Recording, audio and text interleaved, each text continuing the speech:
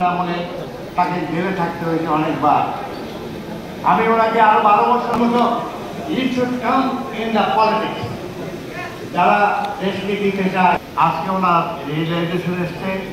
আমি ওনাকে অনুপ্রাণিত করেছি, তো বেরিয়ে আসবে এমন দল করেন না যে আমি হোসেন আবুর মতো দেহত্যাগ করবো কিন্তু পদক চলে দেবে। এবং আমরা যারা সাধুত্ব হয়ে গেছি তারা ধীরে ধীরে রাজনীতিক অবদান। 4 বছর আগে প্রেস কনফারেন্স করে আমি রাজনীতি থেকে অবসর নিয়েছিলাম যে আমরা 16 বছর প্রেসিডেন্টে আমি জাতীয় প্রেস ক্লাবে জাতির কাছে ক্ষমা চেয়ে রাজনীতি থেকে অবসর নিয়েছিলাম এবং সমস্ত অবসর নিয়ে তরুণ প্রজন্মের হাতে এই ফাতেমাদের মতো নেতৃত্বের হাতে দেশকে দিতে বলেছিলাম পদত্যাগ করবে না, এটি ওনাদের মধ্যে নেই। কিন্তু আল্লাহ রহমত সেই তরুণরা ছাত্র জনতাকে সাথে নিয়ে করা হয়েছিল।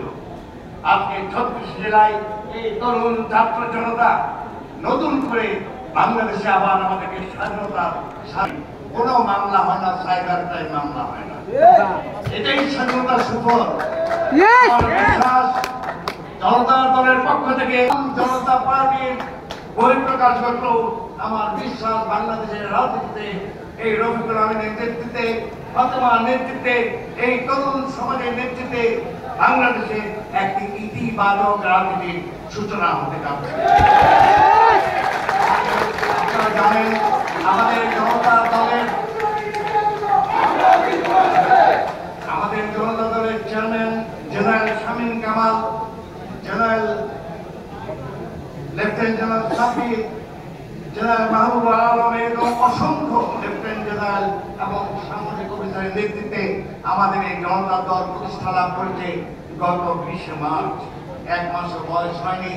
আমাদের মূল লক্ষ্য রফিকুল আমিনের সঙ্গে আমরা একমত হয়েছি যে আমরা সৎ লোক খুঁজে বের করব, আর কোন দল দেখে ভোট নয়, মানুষ থেকে, সৎ মানুষ থেকে।